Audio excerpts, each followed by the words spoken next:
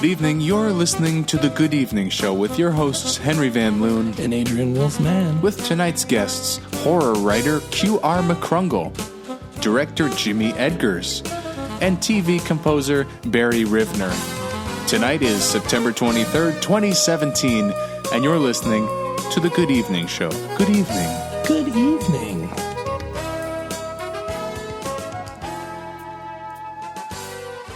Well, hey, Adrian. Good evening to you. Well, hi, Henry. How's it going? I'm kind of sick today, man. I've been blowing my nose all day, coughing, sneezing.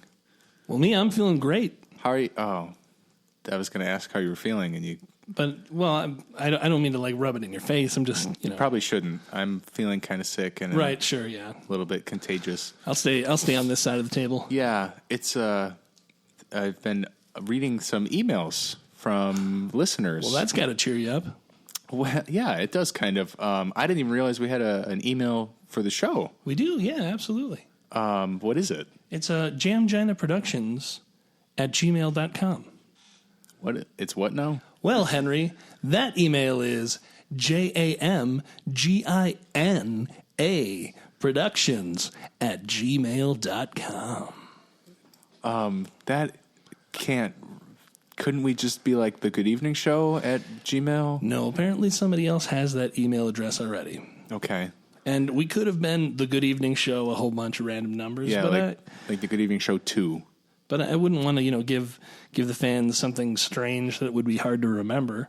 Like Jamgina. Yeah, that's weird. That's what they say at the end of the show. The little jingle, Jamgina Productions. I know that. It's a production company. Yeah, I usually don't make it through the whole show, but so I thought it would be interesting to start by reading some of these are actually questions from listeners, and this first letter here is actually for you, Adrian.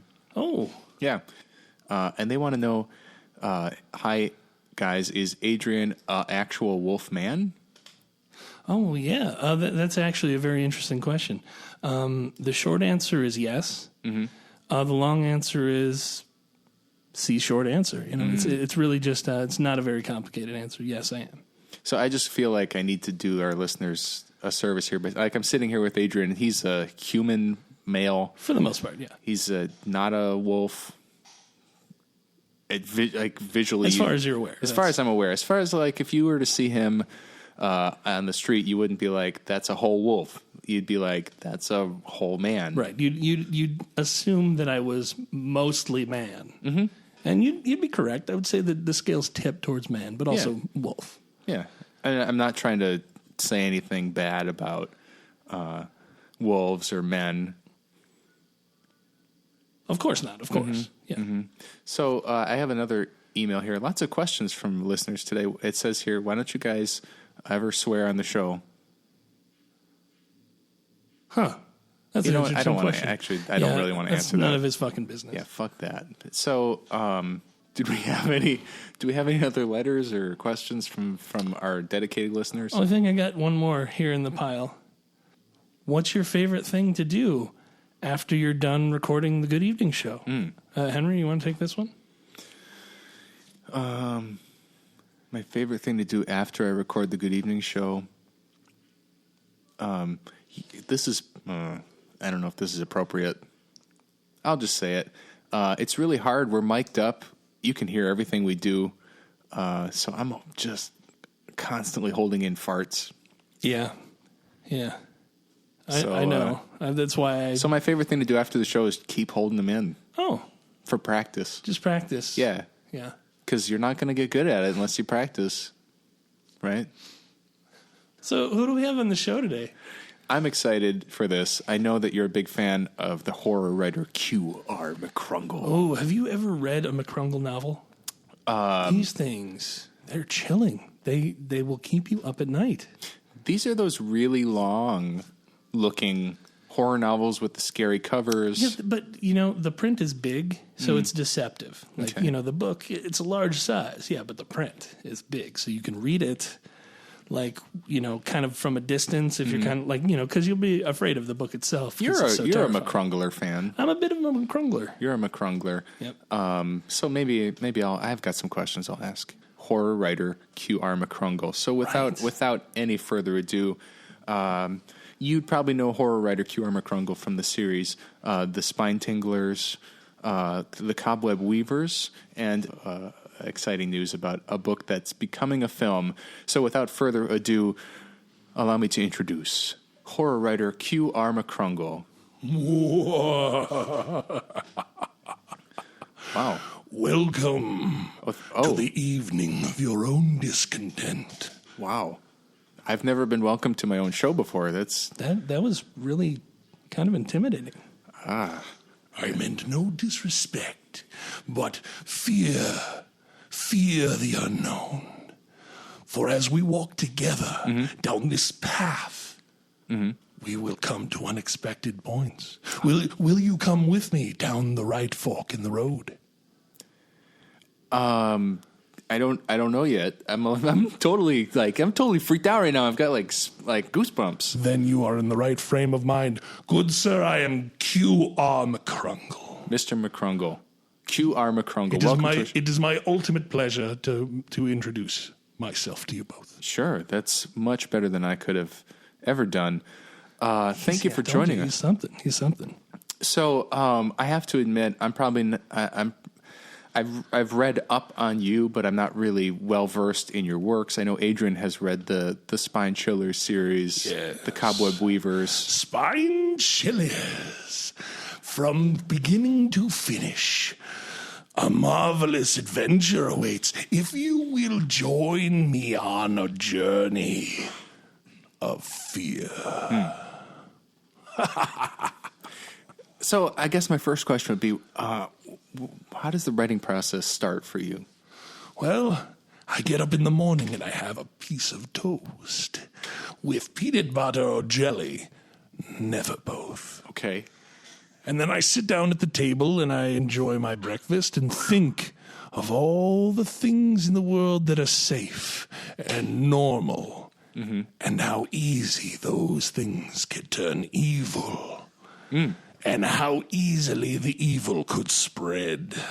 I looked in the backyard at my house and I saw a garden full of flowers. And I thought, what if one night, one dark and stormy night, when the moon is high, perhaps the flowers would get ideas of their own. Okay, that's a little creepy. I think I know where you're going with this. It's a new one.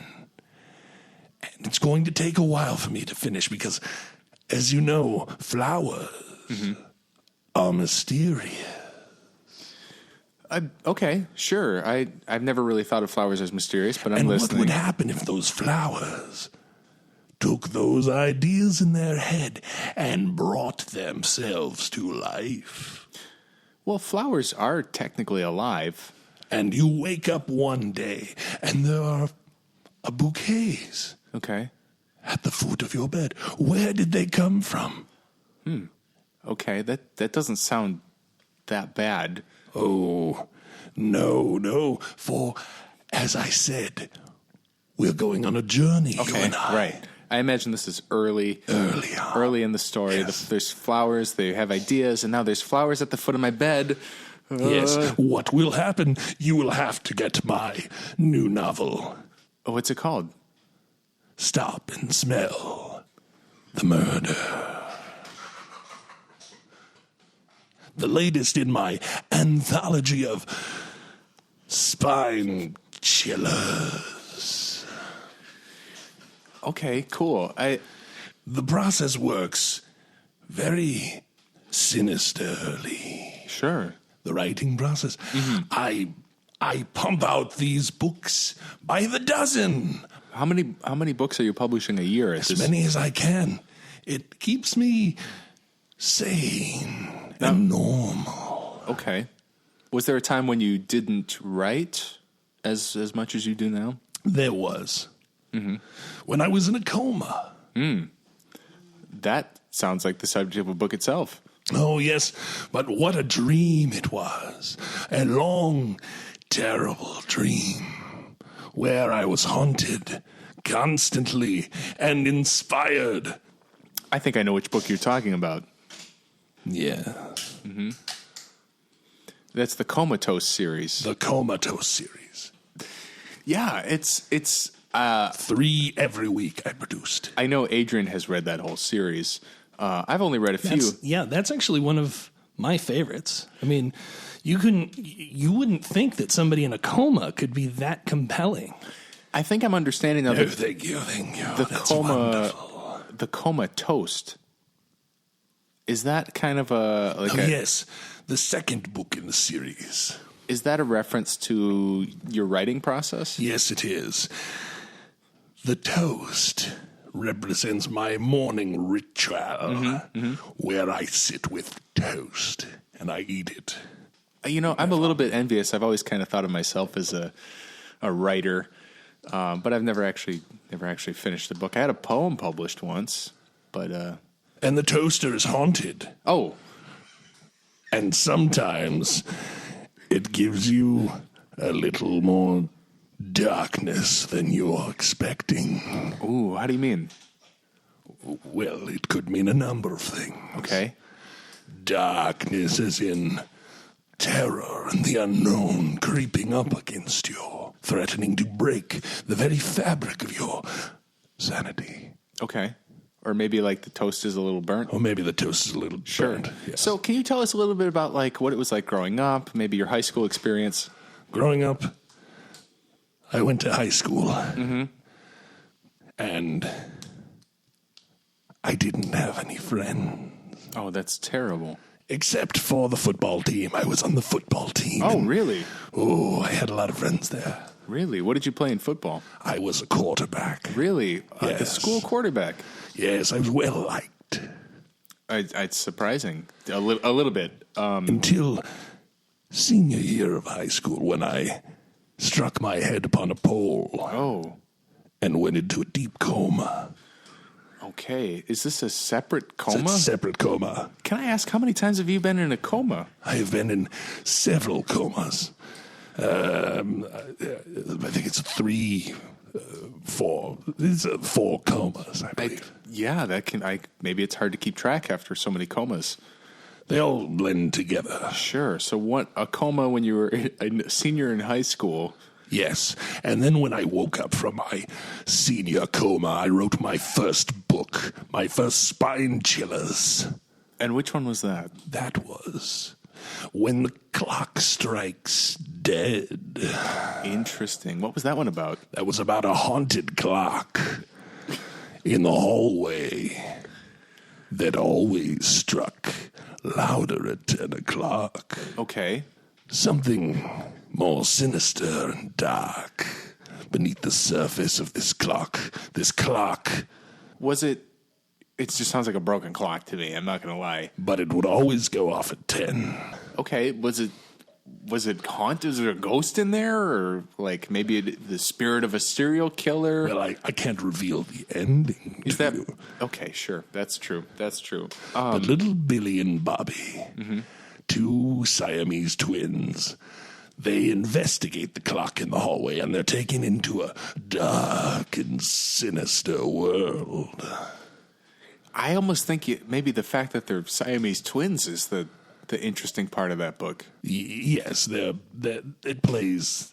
There's some Siamese twin things. I think it's technically called conjoined twins is the proper way to say it. Terribly sorry, conjoined twins. Yes.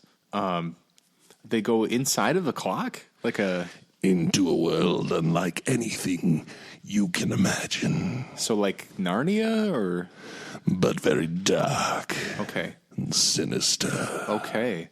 Well, that's great. So you said you had great news. One of your books is becoming a film. Yes. Is that the first time this has happened?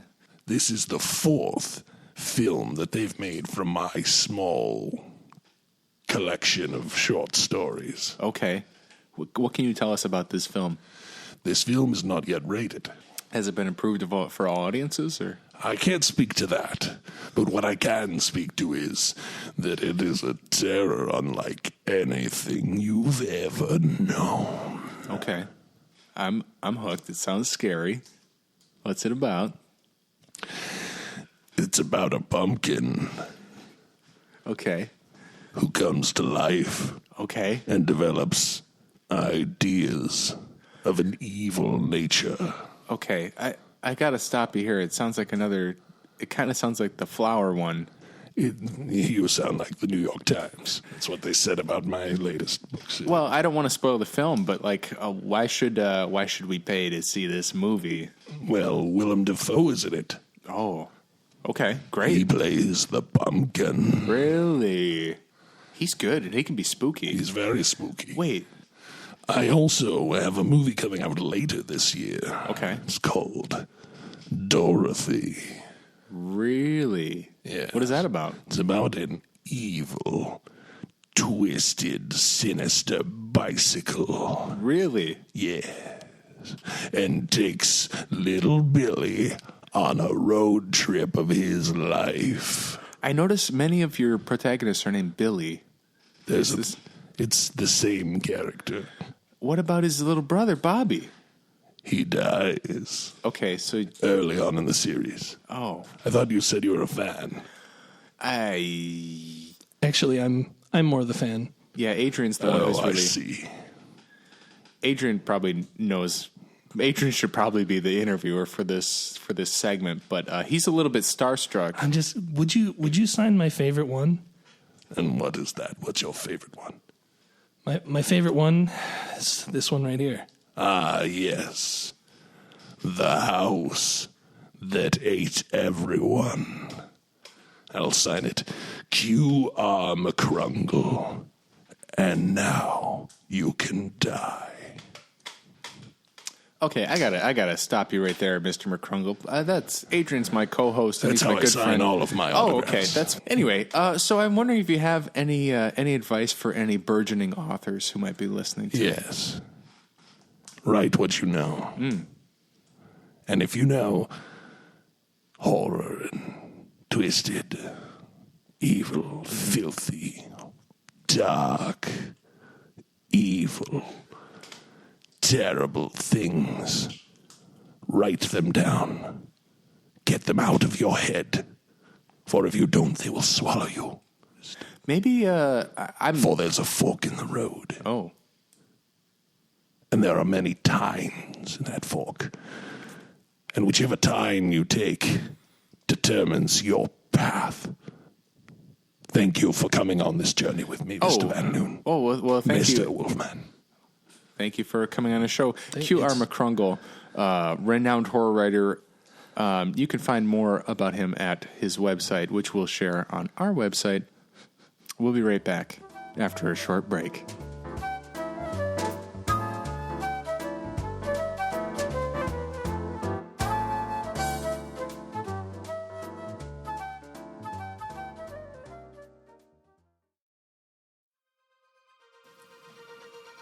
From the terror mind of Q.R. McKrungle and acclaimed horror director Jimothy Edgars comes a new word in terror.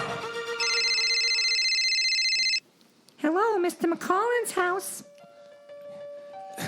Cynthia, I need you to get out of the house. Oh, why? What's going on? Just get Billy and get somewhere safe. You're scaring me. There's something wrong with the pumpkins. Something. Oh my God. That's a pretty big pumpkin you got there, Billy. Yeah, my dad grows them. And I never wanted to move here anyway. They creep me out. There's something wrong with the pumpkins. It's like they know something. Billy, get over here. I think I just saw that pumpkin move. It moved? They can't move. You need to forget everything you thought you knew about pumpkins, Billy. I'm not a botanist, I'm a doctor. Something's moving in the garden. Oh my God, it's got me by the legs. We have to figure out how to get away. The pumpkin, it's calling from inside the house. This fall, you won't want to be caught alone on the night of the pumpkin. This film is not yet rated. This is kind of Stacy. It's not my fault. Stacy's not here, so I don't know what. I have the confirmation emails. Well, he's not here right now. So I- what did he say? Did he say to be here by now? Yeah, he said like a time and we're a date. He made me confirm. Welcome back, listeners. Thank you for listening to the Good Evening Show. Welcome, listeners. We're Kind of in a bit of a pickle right now. yeah, we do not have director Jimothy Edgars in studio today, unfortunately. Look, I know what you're thinking. It's not our fault. Yeah, that's what I was thinking. Yeah, I know it's what you were thinking because you were like saying it to me.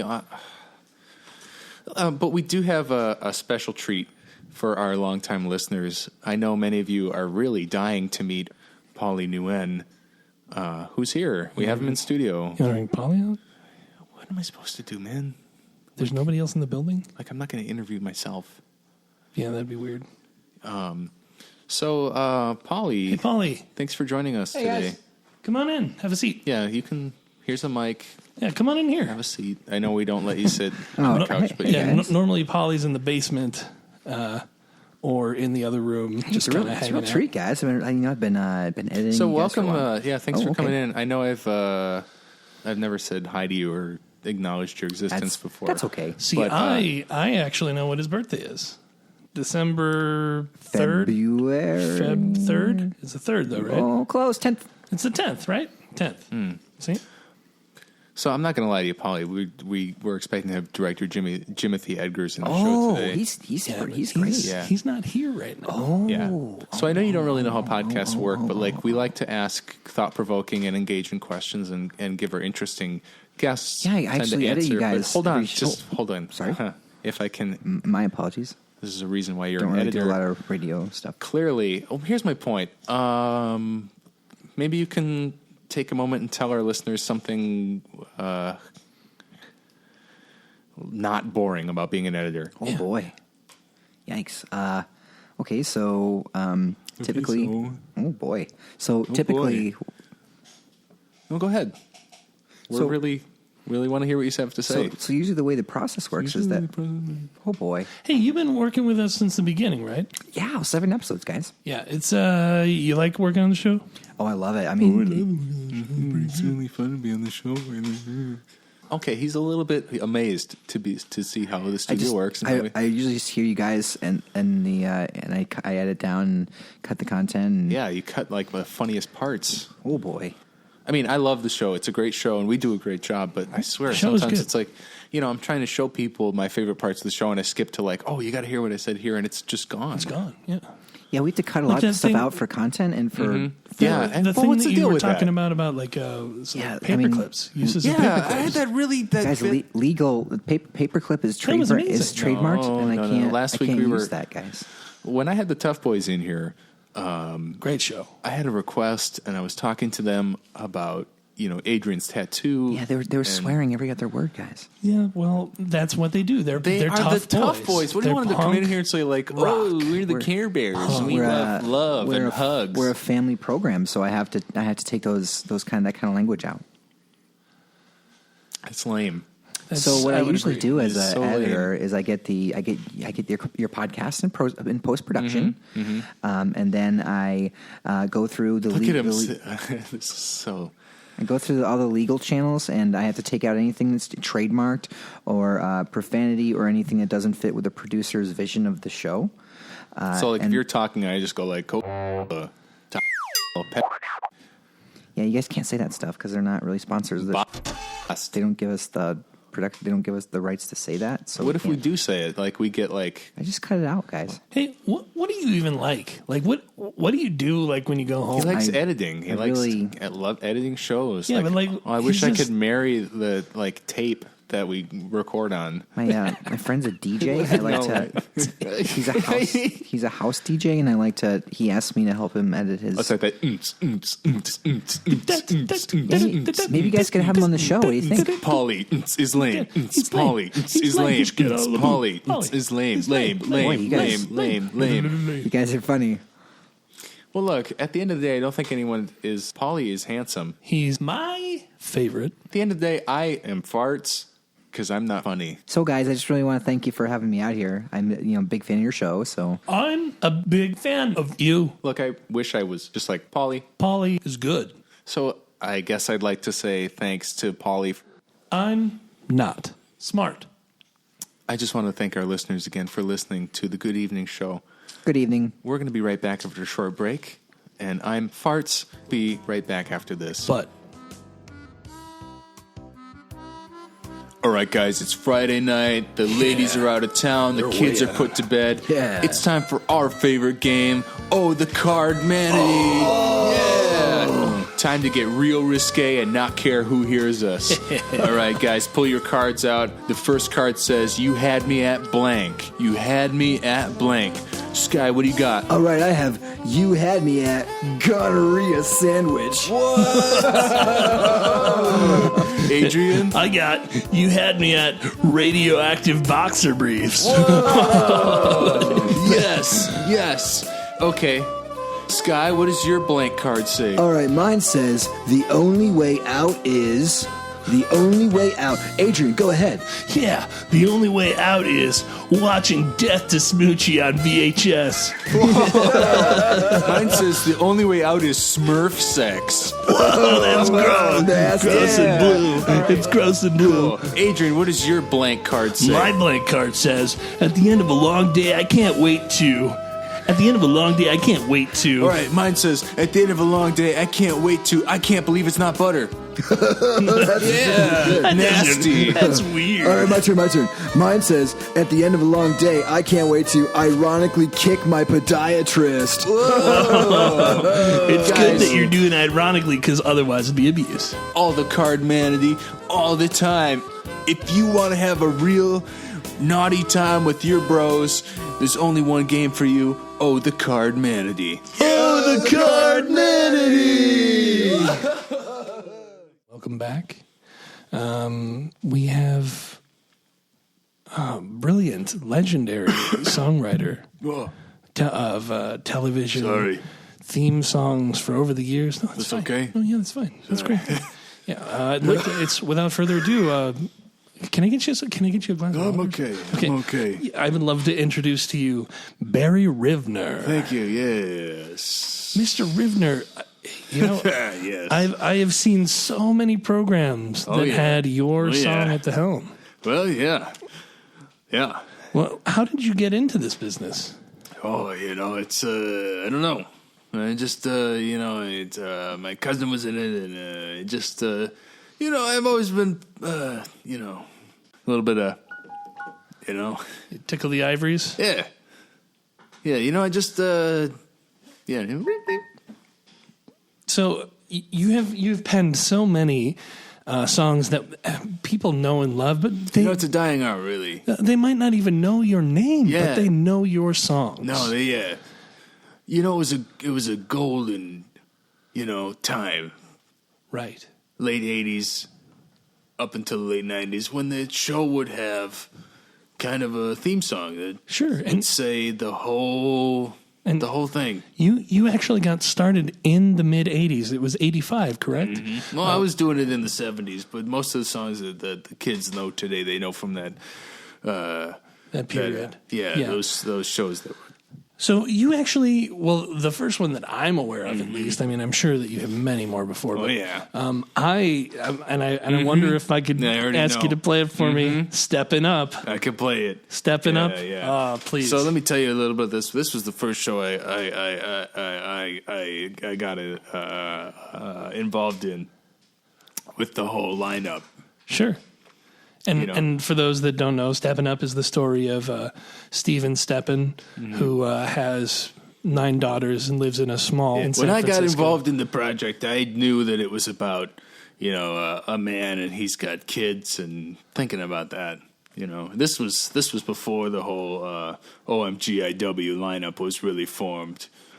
OMGIW? Yeah, oh my God, it's Wednesday lineup, which became synonymous with these songs. Right, absolutely. Yeah. Could you give us a little Steppin' Up? Absolutely.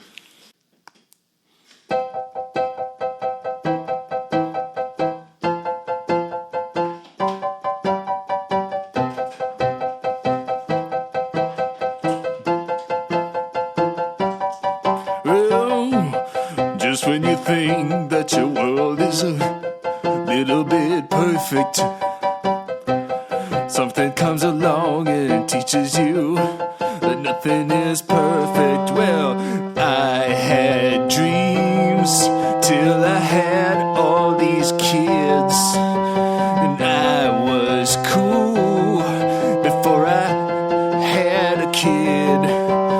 I rise above all the pain and struggle to be my own man. Rise and fall again with a couple of kids on my arm. Stepping up.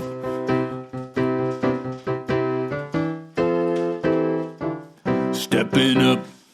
That was the Stepping Up theme. Oh my God, that was incredible. That took me back. So yeah, that was the Yeah, they asked me to come back do a couple of other shows, and I didn't do every OMGIW show. That's a common thing. People think I did, Wisecracking. I didn't do that song. You didn't do Wisecracking? No, I sent a demo in. They didn't pick it up. What about, was Danny and the Dog Pound, was that you? Either. No. I don't even know that one. Oh, okay. But I have an idea of what it could sound like. I like to tell the story of the song, the show, in a... If you've done it right, they don't even need to watch the show. Oh, right. Oh, like your song for Clowning Around. Yeah, the Clowning Around song. Basically, I never watched the show, but I feel like you almost don't need to. This is from Clowning Around, which ran from 93 to 99.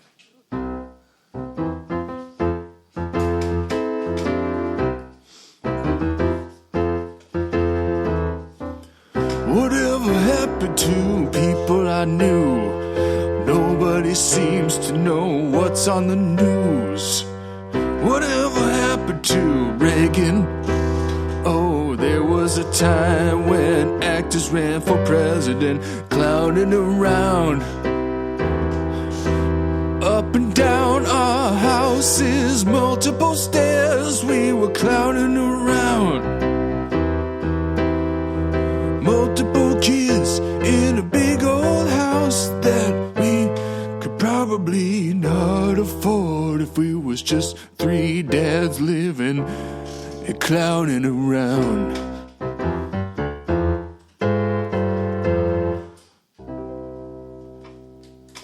Oh, wow, yeah. So, I mean, just from the lyrics there, you could completely tell. Yeah, they what cut that about. down to like maybe 10 seconds on the show. Right. I do remember that. They just go to the clowning around. Yeah. And they'd be like, we'll be right back after this clowning around.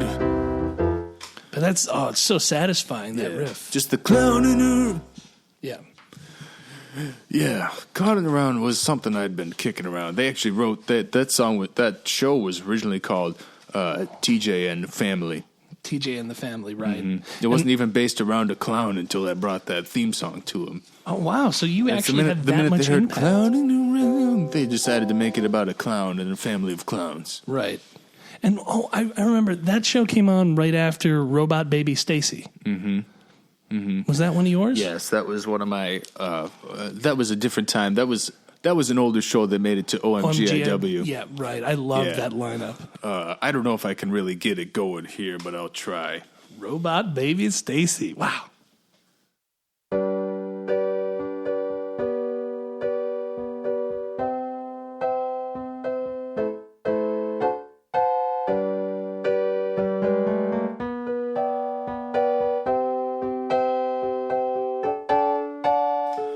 What can one family do when there's a robot stork at your door? What can one family say when there's a robot baby with a robot diaper to change?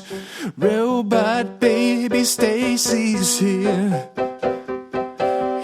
to stay. Robot baby Stacy's here at your door, and she's hoping for you to be more.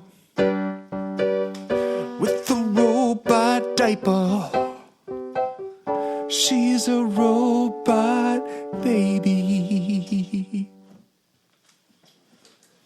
Wow. And, I remember the diaper part didn't even make it to air. No. They chopped it off before that. Well, season 2, they replaced her with her. She was basically grown. Oh, I see. She was a robot. She started off small, and then... This was little baby Veronica Decker. She grew up, and child actors have it hard, Sure. But she, absolutely. She had a legitimate robotic panel installed, and she was just real tough about it. Wait, she actually had a robot panel? I don't know. Installed? I just did the song. Oh, I see, yeah. Would you mind playing one more for me, personally? Mm-hmm. Yeah, I could do it. I gotta admit, out of all of the TV sitcoms, I have always my favorite was always Business Son. Yeah, they were the Woodstock family, and he was the stock market kid. Exactly. In those worlds, when they collided, there was some funny stuff, and your song was at the helm of that very show. That was the height of what we were thinking of. Reaganomics. Yuppies, baby boomers were seeing their kids grow up, and they're like, OMG, it's Wednesday. Business Son was mostly a saxophone-driven song, but I can try my best here. I wrote it for 6 saxophones. They ended up going with no saxophones. Once again, Barry Rivner on The Good Evening Show.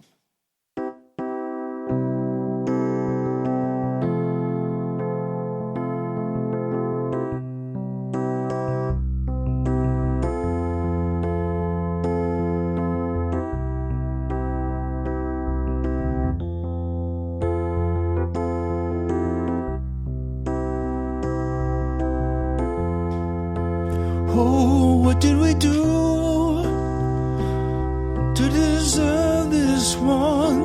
What did we do to deserve this one? We were raised on the age of Aquarius. How do we get this one? Business Son. Business Son.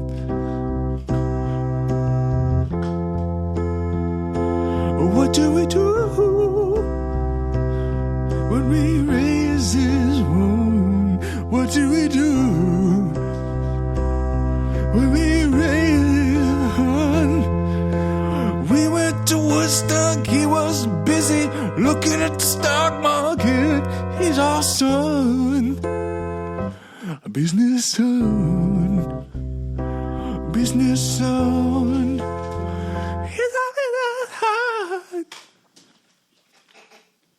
Oh my, that was incredible. You just brought that theme song back to life. Yeah. In parting, do you have any words for your fans? Yeah, I think, and so I'm trying to think of I'm actually in the business of trying to write a show. Oh, you're writing a show. Yeah, I got a pilot I'm working on. What would you like to play us the theme song for that show? No. I don't want to spoil it, but just the premise of the show is it's an apartment in New York City. Yeah. Okay. And these 9 dads are trying to raise this one baby. I could play a little bit of it. Yeah. Oh, I would love it. We're still working on the title, but we're just like 9 dads. 9 dads. We got 9 dads. Something like that. Yeah, well, that sounds like a great start. 9 dads. I could see where it could go from there. Yeah, I'm hoping that's enough to sell it. Yeah. It could be 9 moms, 5 moms, 4 dads. We just 4 moms and 5 dads. We got one. It could work. Right. It could be 8, 4 dads. And 4 of them are moms. It could be whatever, the math is easy. The song, it writes itself. Do. Well, you've made it through with us to the end of another Good Evening show. Good evening. Good evening. I'd like to take a moment and thank our guests, horror writer Q.R. McKrungle. Unfortunately, director Jimothy Edgars couldn't be on the show, so we'd like to thank that wonderful, handsome editor, Paulie Nguyen, for being on the show today. And again, composer Barry Rivner of some of my favorite OMGIW shows on the show today. Very cool. Very cool. How about that? Did you like that, Adrian? I loved that. I thought that was fantastic. I thought it was okay. I thought Polly was funny and very cool. So for September 23rd, 2017, this has been the Good Evening Show, and we'd like to wish you a good evening. Good evening.